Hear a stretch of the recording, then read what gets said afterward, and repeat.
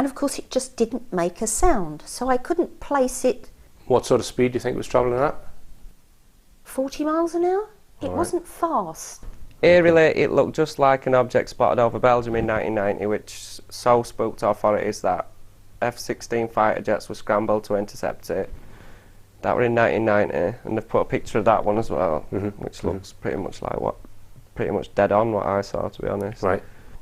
This object was coming over the top of the houses, and I could see the red lights were starting at the front of the object and flashing down the sides of the object. So initially this was a head-on view, and clearly wasn't anything that I could recognise. Right. So as it drew closer, I could make out it was a flat triangular shape. It just maintained the same speed, it didn't alter. But looking at it from underneath, I was seeing a light there, is that in frame? A light there and a light there. About 3/4 football pitch. Right. All right, okay. So Is a rough, pretty big then. yes, Yeah, it was all right. pretty big. And what I was seeing was red lights flashing sequentially down the craft from the front to the back, the full length of the object, say about 10 lights. And again, as it started coming closer, I was now more looking side on, and the height of this thing was probably around 500 metres, I'm guessing, so not very high at all, but certainly high enough above the houses. But as the first object came into closer and came side on, a second object identical to the first one appeared underneath it. And I noticed that the sky around the lights started to sort of wobble, in effect, like a rippling effect around the outside of what turned out to be a triangular shaped craft. And once it started to ripple, you could see this object materialising. It was just like Star Trek, like decloaking right in front of our eyes around the lights. Once we realised that it was a craft there, the craft floated its nose into the air. Now I say floated, it manoeuvred like no other craft I've seen. I've been in the aircraft industry, I've been to air shows, I know what craft look like when they move about. This thing was floating. It looked like it was underwater, like a submarine. a size, again guessing, is 20 to 30 metres long, the objects. Certainly not huge like some reports have said of football field size objects. It certainly wasn't that big, but larger than your average two-seater plane or what have you. Basically there were just these 4 big lights along the back, and like I say, they weren't parallel to the ground, they were tilted at an angle. Now I also noticed during the course of there was a little light off to one side. It turns out that would be the one underneath the nose at the front, but at this point we didn't know that. We could just see 4 lights at the back and one under the front. And it was at this point that the triangle tilted up in the air, but it rose, like I say, like a submarine underwater. Now once it did that, we could see on top of the surface all these lines interlocking, looked like girders. Any noise at all? No, and again this was the thing that drew on me then, was that I couldn't hear a thing. Right. And what sort of speed? And again the speed was most definitely slower than your average airspeed for any aircraft that I've seen. So they were almost, you could say drifting, but there was no bobbing motion. They were on a very set, steady course. This is showing the central white core of the craft, and I've tried to show here how the top and the bottom rolled over like this hovercraft skin effect or pastry on a pie. But the thing I remember about this particular view is there was no nuts and bolts, no rivets, no welding. It almost been sympathetically put together. As they went past, I noticed behind them, separated by a few hundred metres again, was another pair of identical objects. And were they like directly one below the other, or were they offset? So they weren't offset, they were directly above each other. All right.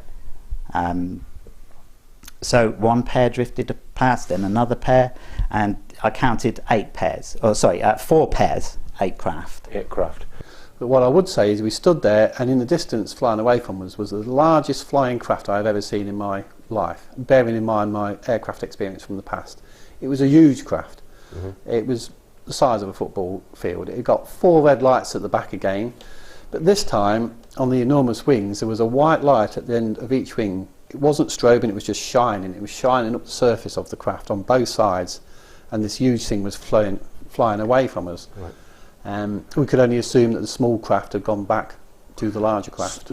Just before they went out of view, I was getting a slight angle of the back end of the craft. And again, that was just flat, slightly different again, no red lights on the back, but there were two squares of purple light. And again, not a colour that I've ever seen on any aircraft. Right. Very distinctive, bright purple, but of they were dimmer than the red flashing lights. Right. And I can only guess that they were part of the propulsion system. Right.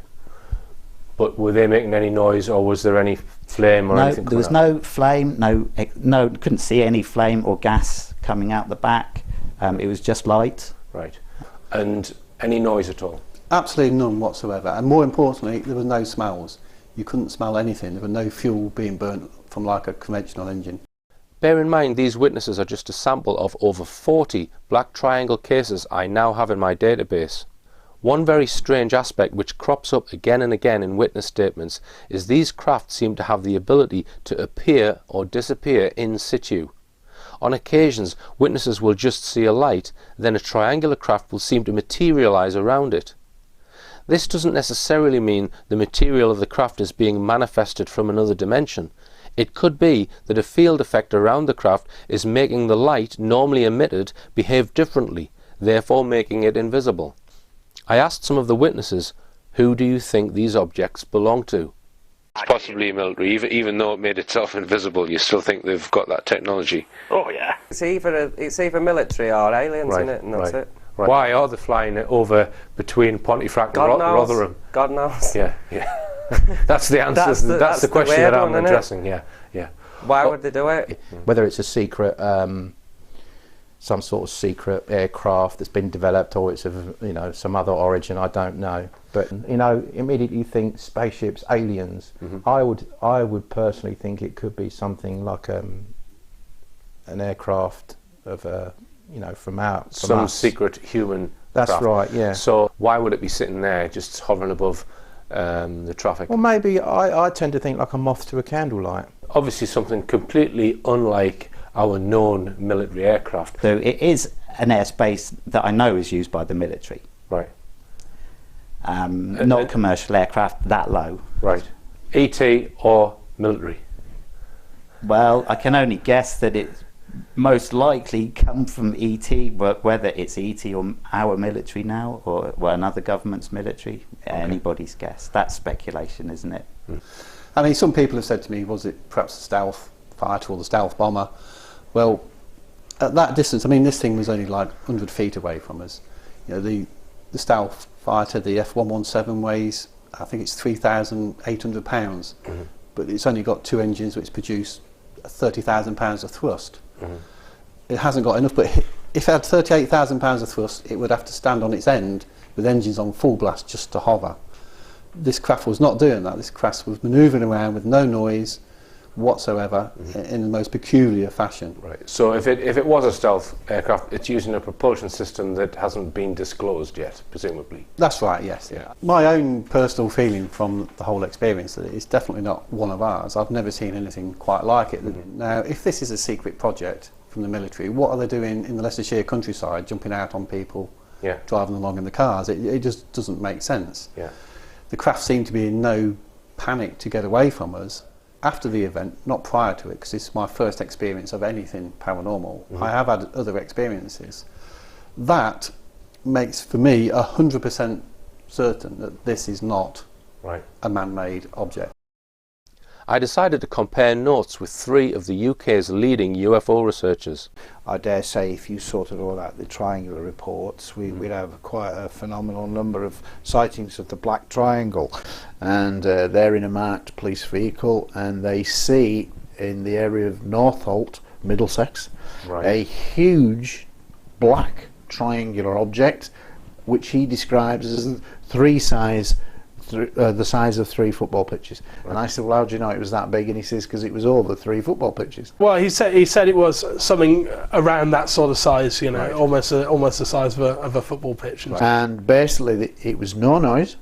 huge proportions, low to the ground, as low as 50 feet at one point, and it was just motionless, hanging there, and then seen for a few minutes, and then gone.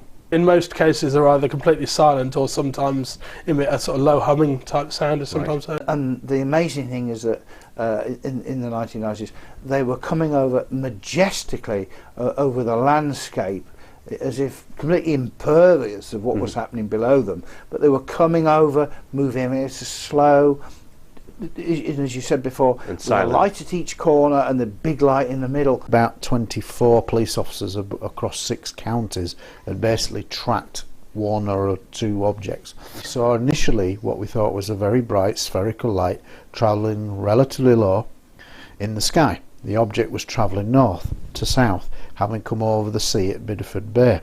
We stopped and got out of our police car, and as the object approached us from directly in front of us, we realised that this object was connected in some way to 2 duller lights which were travelling behind on each side of the main bright light that was effectively in a triangular formation. It travelled fast and most strangely was completely silent. It was a clear, still night. The object was enormous in dimensions overall and was like nothing we'd ever seen or experienced. Overall dimensions approximately the size of a football pitch. Which is, it's amazing how many times people use So that. they saw in the distance 3 sort of orangey red coloured lights in a triangular shape moving in their direction. Now as these lights got closer, they realised it was this black triangular shaped object with these lights attached, appeared to be on the underside at each corner. And they also said at a distance that it was doing this kind of weird wavy type motion. It looked like it was sort of shifting backwards and forwards. Now it's possible that it was some sort of field that was around the object that was causing this distortion, and I've looked into other cases where this same distortion effect has been seen, but there's also many cases where the distortion effect isn't seen, so you know, it's possible some kind of flight mode that they enter where it looks like this. Now this craft continued to get closer to them, and it actually came down in the road and hovered about 10 foot. It was within 40 feet of them, so it was very close. And it hovered about 10 foot off the ground, and they didn't really know what to do. They stood there staring at it. As I mentioned earlier, the question of who do these craft belong to is not necessarily the best question to ask. There is another much more important question I suggest we need to answer first, and if we answer it, we might find out who they do belong to. The question is this: whereabouts do these craft exist when they are not on display in the sky? You know, there is a number of cases where the military has tried to intercept these objects, so clearly they are interested in them. Right. Why would they want to intercept something if they knew what it was? Sometimes they've shown very unusual characteristics, such as cloaking, sort of materialising or dematerialising, sometimes in a clear sky. Main argument really against them being military would be just the advanced characteristics sometimes displayed. Where they go in, what they're doing, where they're stored. Well, I suppose if you thought it was man that would created them, then they would probably be in a hangar somewhere. But I don't believe that, and I do think that they're ET, and I just think that's another aspect of ET. But I'm trying to steer you towards when they're not on display. Where are they? Do you think there are bases? Well, I think there probably are bases around the world. ET bases? Yeah, I think there probably are, because there's still very remote areas. I think the sea there's been so many sightings of underwater objects. I've had some cases where they've seen UFOs come up out of and enter the sea.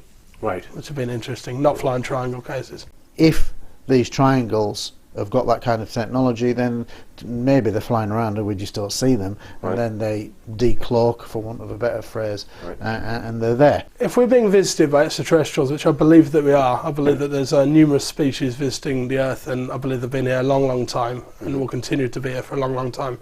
I believe that there's some sort of ongoing program that they're working on with the human race, and they're possibly developing us. Now, it stands to reason that they would have to be somewhere. They're unlikely to just be flying around all the time. So therefore, I'd certainly look into there being a number of bases, possibly here on the planet, maybe up on the moon, that they would use to house these craft. Right. if we consider undersea or underground bases, you wouldn't be able to pinpoint any areas that you think are more likely than others. No, no. I think if I was going to have a base underwater, I'd put it in a really deep trench where nobody goes. There's a number of cases linking with missing time or sort of even mind control. Sometimes aspects of that seem to be involved. And also I've dealt with a number of cases that directly link flying triangle craft with the abduction phenomena. Right. So these bases may have been on the planet for a long time, and there's a lot of talk about bases in the depth of the oceans. That would be a very, very good place to put them, because it's somewhere out of reach of human civilization.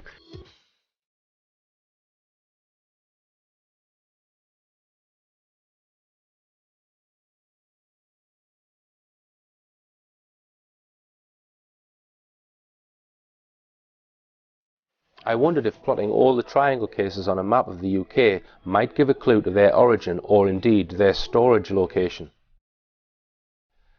There does seem to be a significant number in the West Yorkshire and Lancashire region. This region contains large unpopulated areas, has very steep hills, and is also home to the famous UFO hotspot known as Todmorden. Although none of my triangle cases were specifically over Todmorden, I decided to research online news articles and other UFO websites to gather recent black triangle cases in and around the town of Todmorden. I plotted the sightings on a map. All the activity on this map took place recently, between 2010 and 2012. The red arrows indicate where black triangles have been seen moving, and the arrow indicates the direction. The red triangles show where triangular craft have been seen hovering. A total of 9 separate black triangles have been spotted around Todmorden over the last 2 years, and that's just cases that have been reported. There could be hundreds more unreported. The letter M on the map indicates where a classic animal mutilation case took place in 2002. If you're not familiar with animal mutilation and the possible links to UFOs, you might want to watch one of my previous films, Silent Killers. The green line on the map shows the Pennine Way, a popular hiking route winding from north to south through the UK's mountainous Pennine region. Our UFO experts mentioned cases where craft have been witnessed emerging from the sea. I think at this point it is important to point out an incident written about in Jenny Randall's 1983 book, The Pennine UFO Mystery. On Thursday the 14th of August 1980, Andrew Nightingales and a friend were fishing in the Ogden Reservoir at Helmshore, a small new estate near Rawtenstall about 4 miles west of Bacup. It was 8:50 p.m. Suddenly, a circular row of red lights, they think about 9 in all, appeared on the surface of the water just out from the bank. Thinking it was something above them casting its reflection, they quickly glanced upwards. Nothing was there. When they looked back at the water, the lights had vanished. However, within moments they reappeared, pulsing this time. It was quite clear now that they were watching a large circular object underneath the surface of the reservoir. Naturally they began to panic and fled from the water's edge, dropping behind their expensive fishing tackle at the mercy of any passers-by. As one of them put it afterwards, "There is no way I would go back there until it was daylight." The Todmorden area is littered with reservoirs, some of them on the tops of hills. To the north of Todmorden is a vast expanse of land where there are no roads nor easy access to the land for many square miles. It is one of the largest unpopulated areas in the UK with a barren mountainous terrain. It's also worth pointing out that the Menwith Hill eavesdropping facility is just 25 miles to the northeast of this area. The Lancashire-West Yorkshire border is very central to the UK as a whole. It contains some very remote landscape and is surrounded by extremely steep hills. Could the triangles be returning to this area and be using it as a base to access some of the other areas where triangles are commonly seen, such as Stafford, Lincolnshire, Derbyshire, East Yorkshire and further afield? Another important thing to note here: there is not a single piece of witness testimony of a silent black triangle landing at a UK military base. If they are returning to a base, they are not returning to known military bases. If I was asked to speculate, I would guess there might be a facility under the land or inside a hill somewhere in the Todmorden area, which is possibly accessed via a water feature such as a lake or reservoir. It's even less easy with the information available to speculate who might be in charge of such a facility, other than whoever is flying the craft. And with that little revelation, let's ask if anyone has managed to film one of these triangles. Photographs are available of the Belgian flying triangles, but video footage of UK flying triangles is sketchy. This footage, kindly provided by researcher John Hansen, certainly isn't 100% conclusive of anything, but it is interesting. The footage filmed in Neath in South Wales shows a triangle of 3 lights which remained stationary for at least 20 minutes, hovering over a property at 3:30 in the morning. There are no street lights or any other conventional reason as to why these lights should have been there. The witness who was shooting the film stated that he wishes he had stayed to film the lights for longer, but for some inexplicable reason went to bed after they hadn't moved for 20 minutes. This footage was broadcast on news channel Russia Today, brought to my attention by John Barry. It shows a triangular light formation over the war-torn area of Palestine. If this is a solid object, could it be exhibiting the cloaking abilities mentioned earlier? Is somebody monitoring the hostilities from the comfort of their advanced craft?